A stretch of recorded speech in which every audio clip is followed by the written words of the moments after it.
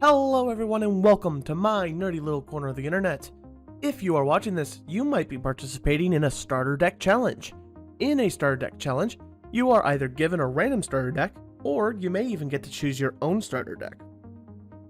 Once you have one, you can open it up, open the pack inside, and use it to upgrade your deck.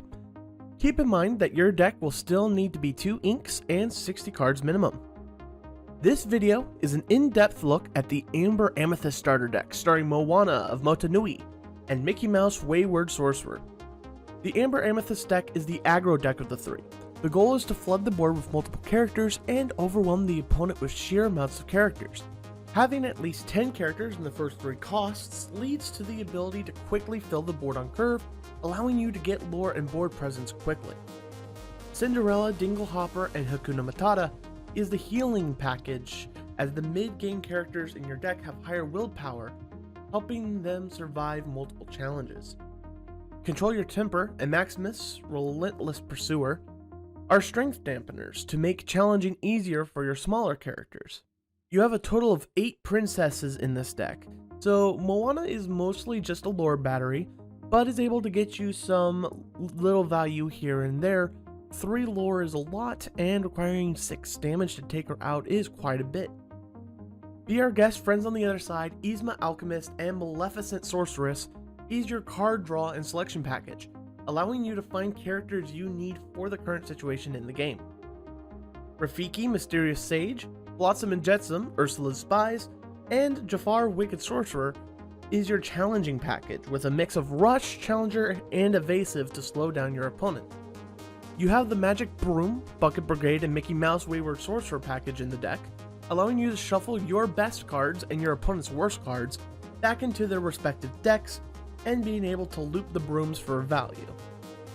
Hades, Lord of the Underworld, and Part of Your World grant you a bit of recursion, allowing you to get your best character for the job back from discard. Dr. Facilier Charlatan can shift into Dr. Facilier Agent Provocateur, a 3 lore character that acts as a Sorcerer Mickey for the entire board. Keep in mind that Dr. Facilier and Sorcerer Mickey specifically say that the card must be banished in a challenge, meaning if your opponent breathes fire or grabs a sword, those cards are gone and will not go back to your hand. The deck is consistent, having a large number of card draw and having multiple toolbox cards for each situation. It is also resilient with recursion and healing, meaning once a card enters your hand, it will most likely be available for you for the rest of the game. The downside of this deck is that there is no hard removal. The only way to take out your opponent's characters is through challenging, and outside of your challenger package, you don't have that much strength. When you are looking at your pack for deck upgrades, you want to look for removal and tempo. Cards like Elsa Snow Queen and Freeze can be used to exert your opponent's value characters to leave them open for challenging. You can never have too much card draw, so add more Maleficent Sorceress friends on the other side, and if you're lucky, Stitch Rockstar, which is perfect for this deck. The 1 cost 2 lore characters, Lilo Making a Wish and Maleficent Biding Her Time, are also useful to get lore quickly and take attention away from the rest of your characters for a challenge or 2. Additional Hades, Lord of the Underworld, and Part of Your Worlds are also useful so that you get more recursion. You only have 1 of each in the original deck, so getting more will be useful for consistency. More challenging and evasive characters like Zeus, God of Lightning, and Tinkerbell, Peter Pan's ally, help out against your opponent's harder to hit cards, are also very helpful. There are a collection of cards to avoid adding from the pack upgrade.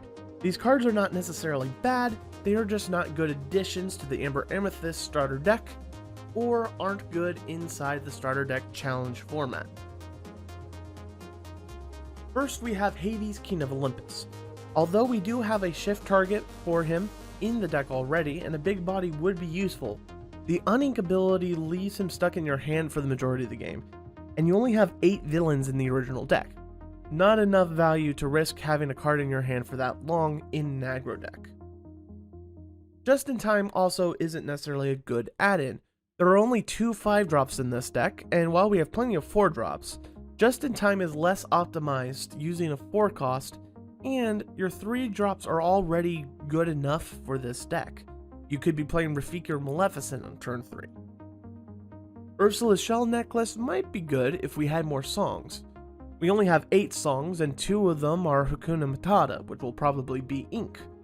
Also, taking a turn to play Necklace instead of building your board is counterintuitive to the plan of this deck. Pretty much any of the 1-cost actions, Control Your Temper, Healing Glow, Befuddle, and Reflection, should also be avoided. You either have enough of those cards in your deck already, or the 1-drop that you would replace with this is better. Reflection isn't good here as you're drawing cards quickly, so you won't need to rearrange them on the top. Befuddle is a tempo swing and works with brooms, but it's not enough to warrant adding in. You already have 2 Control Your Tempers in this deck, which is enough already, and Healing Glow is very redundant with Dingle Hopper and Hakuna Matata. The first cards I would remove from this deck is Hakuna Matata. While healing for 3 from each character is strong, we would rather have this slot filled with another Lore Generator or a Challenger. Dingle Hopper is the other card we would remove from this deck for upgrades, as healing once a turn, while good situationally, is typically put into the Inkwell regardless, and we would have a better card available to us in more situations if we were to swap it out. When looking at your opening hand with Amber Amethyst, you want to have a play for your first 3 turns of the game. A 1-drop, a 2-drop, and then a 3-drop on turn 3. Keep whatever card draw you have, keep Dr. Facilier Agent Provocateur in your starting hand. Just make sure that you have that quick early curve so that you can get to lore hunting very, very quickly.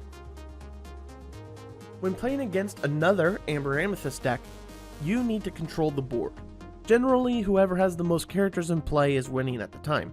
So if you're behind, you need to challenge into their characters, otherwise prioritizing building your board with characters and getting to 20 lore before your opponent.